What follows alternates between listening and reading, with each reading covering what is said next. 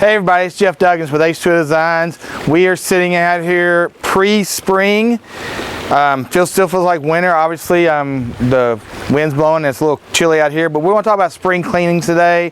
Spring pond maintenance, fountain maintenance, waterfalls, renovations, all the fun stuff that nobody wants to talk about because you put it off last year and didn't do it. So now it's time to think about it again.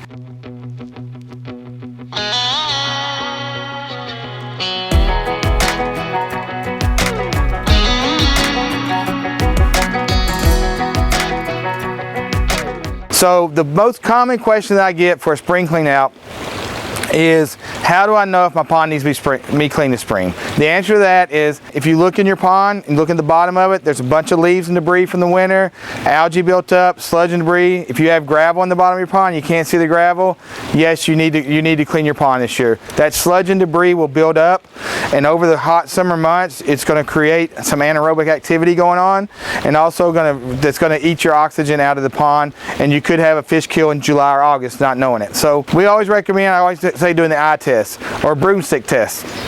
What you do is you take a broomstick, stir the bottom of your pond. If the pond water becomes murky, comes up, yes, you need to clean out. So we recommend to be proactive versus reactive on pond cleanings. What that means is we recommend you clean your pond every year or at least every other year. So if you've gone 2 to 3 years without cleaning your pond, it's time for a clean out. The clean out process involves draining the pond. We take the water out of the pond, put it into a special tank that we have. You can use, if you're doing it yourself, you can use any type of tank. Just make sure it's a large enough tank for the fish that you have. Take the fish out of the pond, put an aerator in the tank, and then at that time we drain all the water out. So we're ready to start cleaning the pond. Once we do that, we start pressure washing, rinsing down. We have a pump in the bottom of the pond. We're shot backing out the leaves. We're doing everything to get your pond clean. So we bag the fish, put them back in the pond, and let them float for 20 minutes.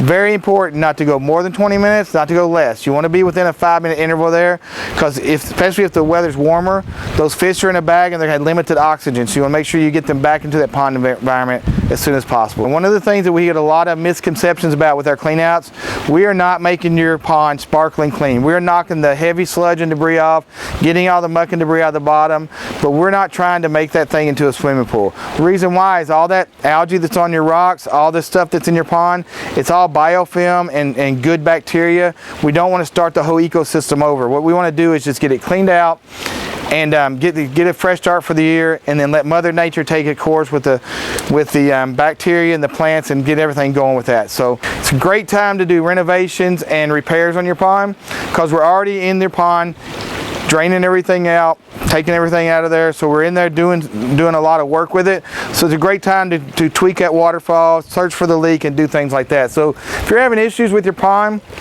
definitely mention it to us or whoever's doing your clean out that, hey, I'd like for you to look into this. If your lights wasn't working quite right last fall, all the water's drained out, it's a great time to do lighting, it's a great time to thin plants. It's just a great time to do the complete cleaning, renovation, anything you want done to the pond. Springtime's the time to do it with that.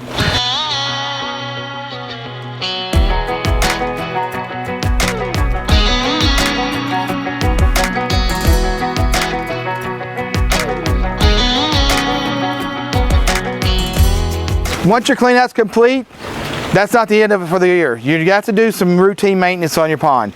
That can be done yourself, adding beneficial bacteria, removing some string algae from the pond, making sure your plants are trimmed if you have dead lily plants, stuff like that.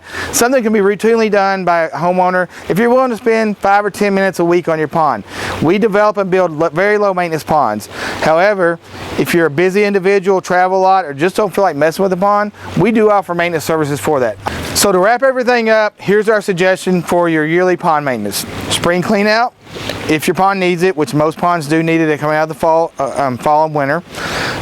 Any renovations you need to do, check the lights, new filter pads, tweak the waterfalls, fix any leaks, anything like that. Spring clean outs are the perfect time to do it. Continuing maintenance, this is very important. Keeping beneficial bacteria in the pond, doing a regular dosage of the water treatments into the pond is very important. I have customers all the time that say, oh, I don't need those water treatments. My pond does just fine. And that's very likely. Some ponds can maintain themselves. For 90% of our ponds though, a proactive approach to doing pond maintenance will keep you from reacting to green water and a spring algae bloom in the summer months where you really can't do anything about that. So clean out, continuing maintenance, and enjoying the pond. That's what it's all about, guys. Till next time, have a great day.